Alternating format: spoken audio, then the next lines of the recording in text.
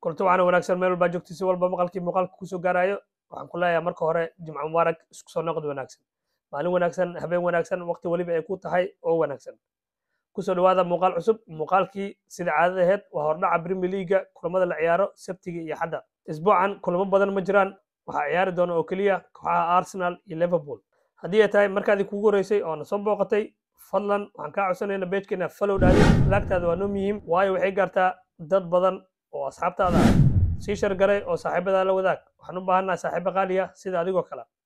ku soo dhawaada muuqaalkayga maanta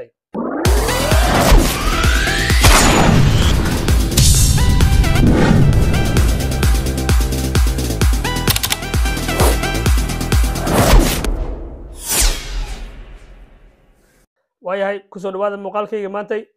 maanta sida hore idinku sheegay kaliya waxaa jiraan laba kulan marka laba kulan dhahayo kulamada waxaan saadaaliyaa mar waliba oo aan falaqeeyaa kulamada loo yaqaano Big Six-ka kooxaha Manchester United iyo Man City Tottenham iyo Chelsea ba kulan Premier League ma ciyaari doonaan Sabtiga iyo Axadda kaliya waxaa ciyaari doona kooxaha Arsenal iyo Liverpool kooxda Arsenal oo shantii kulan ugu dambeysay kaliya ka adkaaday hal kulan baraj galay saddex kulan laga adkaaday ayaa soo dhaweey doonto kooxda Crystal Palace Arsenal oo maalmihii u dambeeyay 10kii maalin u dambeeyay ku maqnaayeen Dubai iyo carigaas Emirates kooxda Arsenal Brito miyay dib ugu soo laaban doonaan wadadii guusha Crystal Palace ma ka adkaan karaan oo kooxda Crystal Palace maalmahan kuma jiraan maalmihii wacna oo xaaladda ayaa ku xun kooxda Arsenal iyo kooxda Crystal Palace yaa adkaan doono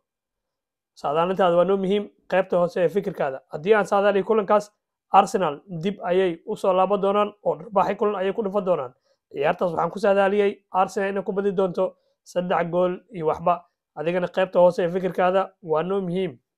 waayahay dhinaca kale kooxda Liverpool ayaa u safri doonto gobolka Bournemouth waxay kula soo ciyaari doonaan kooxda Bournemouth oo qaab ciyaareed aad iyo aad u wanaagsan ku jiraan maalmahan ciyaartoyda Liverpool iyo macallin Klopp ayaa niyadda ku hayo kooxda Man City Liverpool kaliya waxa u dhaxeeyo 2 dhibcood Klopp oo ku dadaali doono sidoo mar waliba u qaadan lahaa dhibco inta la gaari doono kulanka u dhaxeeyo Liverpool iyo Man City haddii aan saadaaliyo kulankaas kooxda Liverpool iyo kooxda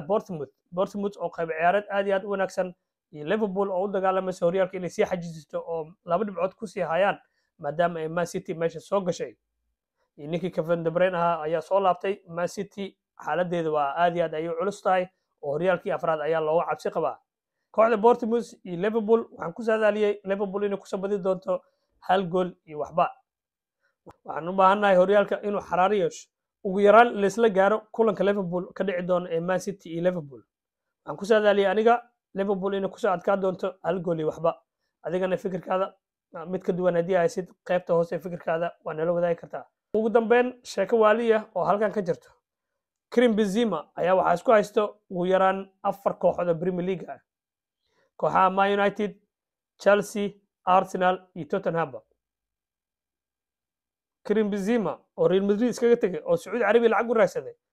ayaa yiri aniga Saudi Arabia ma rabo inaan ka sii mid ahaado oo ka sii ciyaaro waxaan u baahanahay inaan ku laabto Europe ayuu yiri Benzema maxaa ka hadalsi hal mar Chelsea Arsenal Man United Tottenham waa la soo wada cararay yaa ku guuleysan doono Benzema saxiixiisa koox walibana waxay u soo bandhigeen inay qaataan 6 bilood inta ka dhiman xilli ciyaareedka Benzema kooxda ayuu ku habboon yahay ma Chelsea ma Man United ma Arsenal kooxda ayaa isleedahay uu ku habboonaan lahaa inuu u ciyaaro inta ka dhiman xilli ciyaareedka fikirkaada qaybta hoose nala wadaag oo ku mahadsantiin daawashada muuqaalka haddii ay tahay markaadii kugu horeysay oo soo booqatay page-ka follow soo dheh laagtaada waa noo muhiim waayo laagta waxay gaartaa meel dheer sii shargaray oo saaxiibada la wadaag waxaan u baahanahay saaxiibo qaali ah oo ku mahadsantahay la joogistaada asalaamu calaykum waraxmatullaahi wabarakaatu